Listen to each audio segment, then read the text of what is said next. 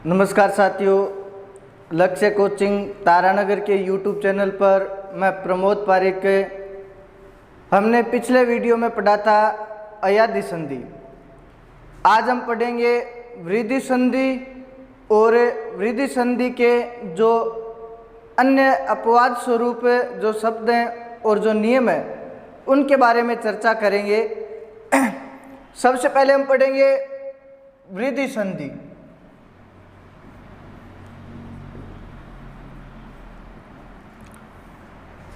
हमने जो अयादी संधि पढ़ी थी उससे पहले जो संधि हुई थी गुण संधि, उसमें हमने गुण संज्ञक वर्ण पढ़े थे। गुण संज्ञक वर्ण कौन कौन से हैं? ए और ओ, ये तीन गुण संज्ञक वर्ण हैं। वैसे यहाँ पर अब हम पढ़ेंगे वृद्धि संज्ञक वर्ण। वृद्धि संधि के दो सूत्र हैं। एक तो सूत्र है वृद्धि राधेच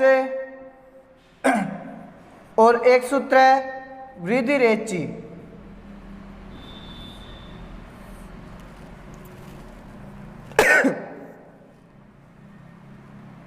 वृद्धि राधेच सूत्र क्या कहता है कि वृद्धि आत और एच होती है। वृद्धि है वो आत और एच होती है। आत यानी आ स्वर हो गया, एच यानी आई और औ। तो वृद्धि संज्ञक वर्ण हो गए आ, आई और औ। आ, आई और औ, ये जो तीन वर्ण हैं ये कौन से हैं? वृद्धि संज्ञक वर्ण हैं। और ये वृद्धि रेची सूत्र है, ये वृद्धि विधायक सूत्र है। ये ऊपर वाला सूत्र है, ये तो वृद्धि संज्ञा का विधायक सूत्र है। ये किसका सूत्र है? वृद्धि संज्ञा का। और वृद्धि रेची सूत्र है, यह वृद्धि विधायक सूत्र।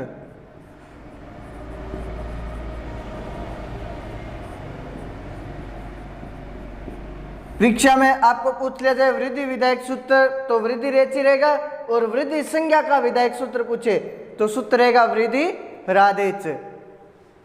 ये सूत्र क्या कह रहे हैं कि जब ए या आ के बाद में ए, ओ, आई और औ स्वर आ जाए, कि जब ए या आ के बाद में ए, ओ, आई और औ स्वर आए तो इस स्थिति में यहाँ पर वृद्धि संधि हो जाएगी। जब ए या आ के साथ ए या आई स्वर जोड़ेंगे तो वृद्धि आई हो जाएगी, और जब ए या आ के साथ ओ या औ स्वर जोड़ेंगे तो वृद्धि औ हो जाएगी।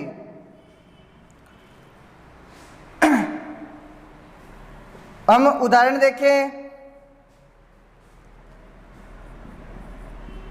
महाधन औषधि। अब आ के बाद में क्या है? यहाँ पर औ है, तो आ के साथ औ जोड़े तो क्या बन जाएगा? औ स्वर बनेगा। तो महाधन औषधि का बन जाएगा महोषधि। उदाहरण आया वन धन औषधि। तो यहाँ पर ए के साथ औ जोड़ेंगे तो क्या बन जाएगा? वनौषधि। वन धन औषधि का वनौषधि। उदाहरण है कृष्ण धन औतकंठ्यम। अब ए के साथ यदि औ जोड़ेंगे तो क्या बनेगा? औ स्वर बनेगा, तो बन जाएगा कृष्णोत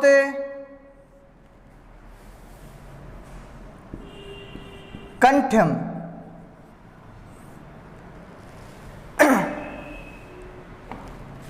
इसके अलावा उदाहरण देखें।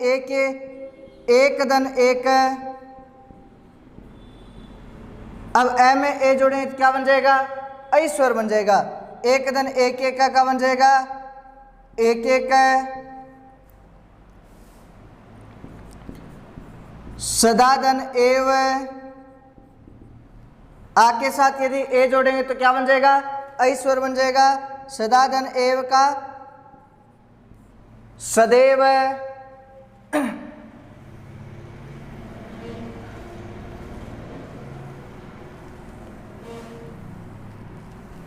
इसके अलावा उदाहरण देखें,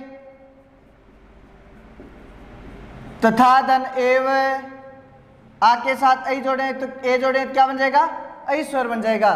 तथा धन एव का क्या बन जाएगा, तथैव।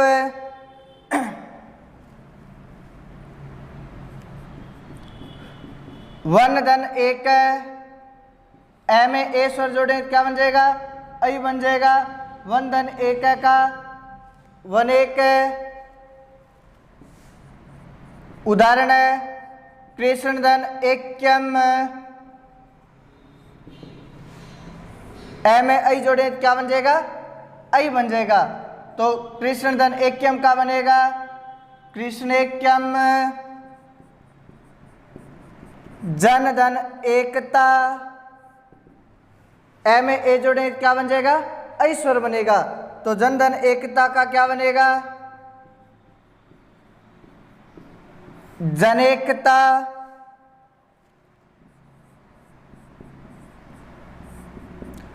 कृष्ण धन ऐश्वर्यम, अब ए में ऐ जोड़े तो बन जाएगा ऐ। कृष्ण धन ऐश्वर्यम का बनेगा कृष्णेश्वर्यम। उदाहरण आया मम धन औदार्यम, ए के साथ अब औ जोड़े तो क्या बन जाएगा, औ स्वर बनेगा। तो कृष्ण मम धन औदार्यम का बन जाएगा ममोदार्यम। ऐसा ही उदाहरण है तव धन औदार्यम।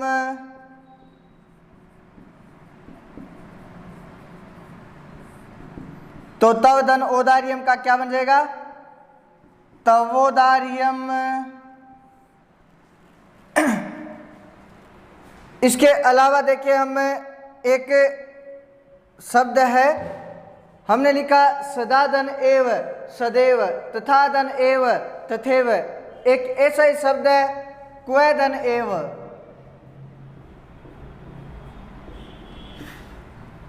अब इस स्थिति में ए के बाद ए स्वर आ रहा है, तो यहाँ पर वृद्धि संधि का नियम लागू है, परंतु क्व धन एव में वृद्धि संधि नहीं है। क्यों नहीं है, क्योंकि जब क्व शब्द है इसका अर्थ होता है कहाँ। जब हमें निश्चितता का बोध हो, जैसे सदा यानी हमेशा ही, तथा यानी वैसा ही, ऐसा आ जाए अर्थ निकले, तब तो यहाँ पर एव के साथ वृद्धि संधि होगी। परंतु जब निश्चितता का बोध नहीं हो, क्व एव यानी कहीं भी, अब इसमें निश्चितता का बोध नहीं है, तो ऐसा उदाहरण आए तो यहाँ पर वृद्धि संधि का कार्य नहीं होता है, तो यहाँ पर संधि होती है पर रूप। तो क्व धन एव का बनेगा क्वेव, और इसमें कौन सी संधि है, वृद्धि संधि न होकर के पर रूप संधि है। तो उदाहरण याद रखना क्व धन एव और इसका बनता है क्वेव, और कौन सी संधि है यहाँ पर रूप संधि है, न कि यहाँ पर वृद्धि संधि है। वृद्धि संधि में इतना ही कार्य है। इसके अलावा वृद्धि संधि में अब नियम है कुछ, उन नियमों को हम पढ़ते हैं।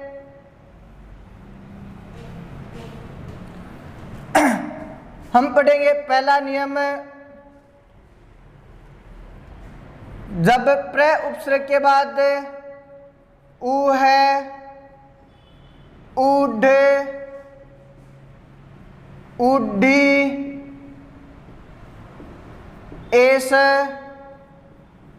और ऐसे शब्द आ जाएगा। जब प्र उपसर्ग के बाद उ है, उड, उड्डी, एस और ऐसे शब्द आ जाएगा। इसका ये सूत्र है, मिलान करके लिखे तो प्र में उ है जोड़ेंगे तो प्रो है। अब ये विसर्ग नहीं है से उ जोड़ेंगे तो बना हो प्रो, ड में ओ जोड़ेंगे तो ढो। अब ई के बाद ए आ गया तो ई के स्थान पर हो जाएगा यह, तो ये ड हो गया आधा। यह में ए जोड़े तो ये, अब से में ए जोड़ेंगे तो सही, से और सु, ये बना है सप्तमी विभक्ति का सूत्र है प्रो ओ दो डे से सु। ये सूत्र क्या कहता है कि प्र के बाद उ है, उड, उड्डी, एस और ऐसे शब्द आएंगे तो निश्चय ही इनमें कौन सी संधि होगी? वृद्धि संधि होगी। हम उदाहरण देखिए, जब हम प्र के साथ जोड़ देंगे उ है तो यहाँ पर गुण संधि का नियम लागू है, परंतु इस सूत्र के कारण यहाँ पर कौन सी संधि हो जाएगी? वृद्धि संधि हो जाएगी। तो प्र धन उ है, वृद्धि संधि होगी तो शब्द क्या बनेगा? उ का वृद्धि होता है औ, तो प्र धन उ है का प्रो है। उदाहरण आया प्र धन उड, तो प्र धन उड का क्या बन जाएगा? प्रोढ़। उदाहरण आया प्र धन उडी, अब ए में उ जोड़े तो क्या बन जाएगा वृद्धि में? ओ, तो प्र धन उडी का बन जाएगा प्रोढ़ी। उदाहरण आया प्र धन एस है, अब ए में ए जोड़े तो बन जाएगा ऐ, प्र धन ऐ तो बना प्रेस। उदाहरण आया प्र धन एस्य, तो प्र में एस्य जोड़ेंगे तो बन जाएगा प्रेस्य।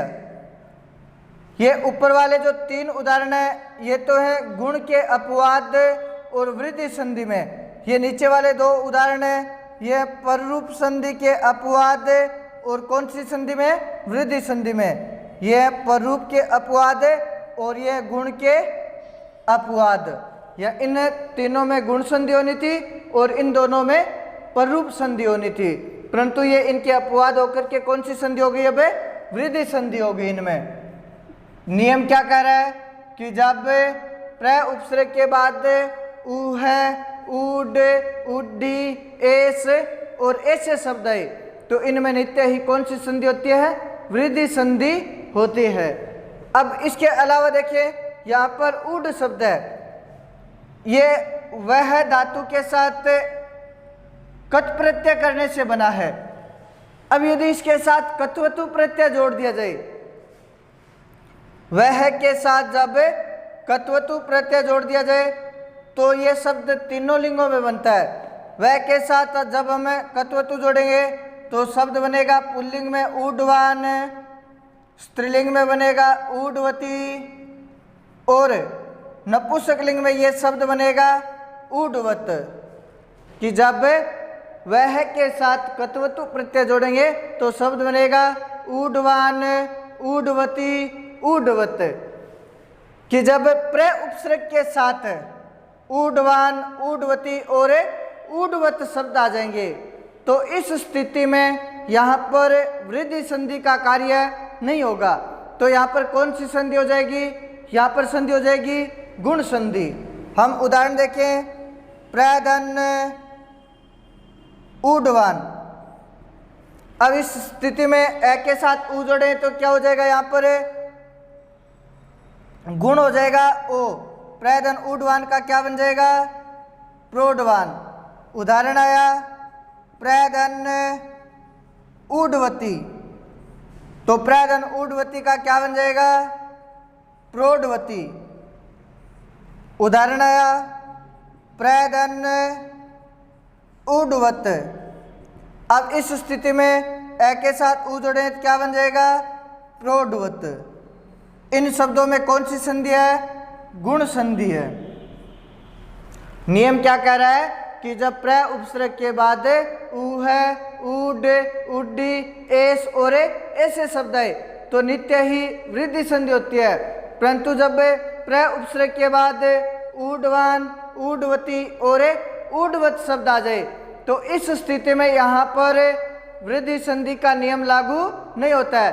तो वहाँ पर कौन सी संधि होती है? गुण संधि होती है। प्र धन ऊडवान में कौन सी संधि है? गुण संधि। शब्द क्या बनेगा? प्रोढ़वान। इसके आगे चले हम दूसरा नियम पढ़ेंगे।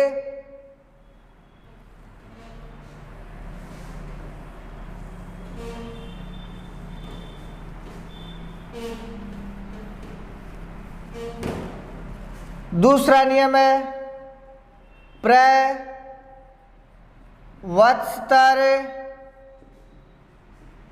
कंबल वसन 10 और ऋण शब्द के साथ यदि ऋण शब्द आ जाए, यदि प्र वत्स्तर कंबल वसन 10 और ऋण शब्द के साथ क्या जाए, ऋण शब्द आ जाए। इसका सूत्र देखें तो प्र वत्स्तर कंबल वसन 10। अब 10 में ऋण जोड़ेंगे तो यहां भी वृद्धि संधि होगी और शब्द बन गया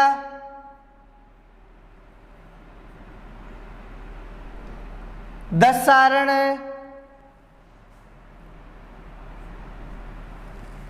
अब आगे जोड़ेंगे ऋण। अब इनके साथ जोड़ना है ऋण, तो का ऋण के साथ मेल, तो यह हो गई षष्ठी, तो यह बनेगा दसारणा नाम। अब ऋण जोड़े तो री और ऋण, तो सूत्र बन गया प्र वत्स्तर कंबल वसन दसारणा नाम ऋण। ये क्या कहता है कि प्र वत्स्तर कंबल वसन 10 और ऋण शब्द के साथ यदि ऋण शब्द आए तो यहां पर कौन सी संधि होती है, वृद्धि संधि होती है। हम उदाहरण देखें, प्रधन ऋणम। अब इस स्थिति में ए के साथ जब री जोड़ेंगे तो यहां पर गुण तो होता है अर, और वृद्धि क्या हो जाएगी, यहां पर आर हो जाएगी। देखिए प्र आर और ऋणम, प्र में आर जोड़े तो बना प्रार, और आगे ऋणम जोड़ दिया तो बन गया शब्द प्रारणम। प्र आर और हणम, वर्णों का मिलान क्या बन गया, प्रारणम। उदाहरण है वत्स्तर धन ऋणम, तो वर्णों का मिलान करें तो क्या बन जाएगा यहां पर वत्स त्रारणम। उदाहरण आया कंबल धन ऋणम, तो ए के साथ री जोड़ दे क्या बन जाएगा, अर बन जाएगा। तो कंबल धन ऋणम का क्या बन जाएगा, कंबलारणम। उदाहरण आया वसन धन ऋणम, तो वसन धन ऋणम का क्या बन जाएगा, वसनारणम। उदाहरण आया 10 धन ऋणम, तो 10 धन ऋणम का क्या बन जाएगा, दसारणम। उदाहरण आया ऋण धन ऋणम, तो ऋण धन ऋणम का क्या बन जाएगा, ऋणारणम। नियम क्या है कि प्र वत्स्तर कंबल वसन 10 और ऋण शब्द के बाद यदि ऋण शब्द आ जाए तो यहां पर वृद्धि संधि हो जाएगी। प्र धन ऋणम का बन जाएगा प्रारणम, वत्स्तर धन ऋणम का बन जाएगा वत्स्त्रारणम, कंबल धन ऋणम का बन जाएगा कंबलारणम, वसन धन ऋणम का बन जाएगा वसनारणम, 10 धन ऋणम का बन जाएगा दसारणम, और ऋण धन ऋणम का बन जाएगा ऋणारणम। इसके अलावा कुछ उदाहरण और हैं। उदाहरण है उत्तम धन ऋण।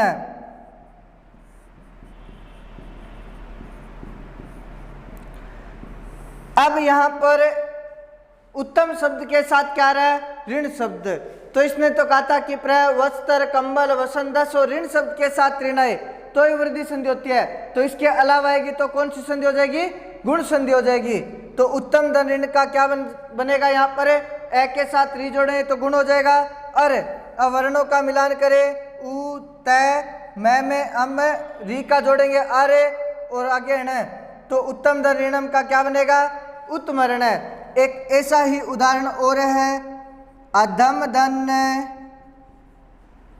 ऋण। अब ए के साथ री जोड़ेंगे तो यहाँ पर वृद्धि संधि का कार्य नहीं होगा, तो कौन सी संधि होगी? गुण संधि। और अधम धन ऋण का बनेगा अधमरण। ये नियम क्या है? प्र वस्त्र कंबल वसन दस और ऋण शब्द के साथ ही यदि ऋण शब्द है तो ही वृद्धि संधि होती है। यदि इसके अलावा यदि ऋण शब्द आएगा तो वहां पर वृद्धि संधि का कार्य नहीं होगा। उदाहरण है उत्तम धन ऋण, तो इसका क्या बन जाएगा? उत्तमरण। और अधम धन ऋण, तो इसका क्या बन जाएगा? अधमरण। हमने आज दो नियम पढ़े। पहला नियम तो था प्र उपसर्ग के साथ उ है, उड, उड्डी, एस और ऐसे शब्द है तो इनके योग में हमेशा ही वृद्धि संधि होती है। परंतु कत्वतु प्रत्यय से संबंधित शब्द आ जाए, हमने पढ़ा प्रयधन उडवान, तो इसमें यहाँ पर वृद्धि संधि का कार्य नहीं होगा। तो प्रयधन उडवान का क्या बनेगा? प्रोडवान। और कौन सी संधि होगी? गुण संधि होगी।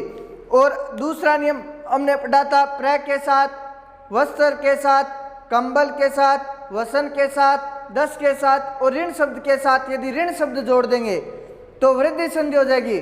परंतु इनके अलावा यदि कोई शब्द आ जाए तो वहां पर वृद्धि संधि का कार्य नहीं होगा। जैसे उत्तम धन ऋण का क्या बनेगा? उत्तमरण। अधम धन ऋण का क्या बनेगा? अधमरण। तो इन दोनों शब्दों में कौन सी संधि होगी? गुण संधि होगी। आज की क्लास में इतना ही। धन्यवाद।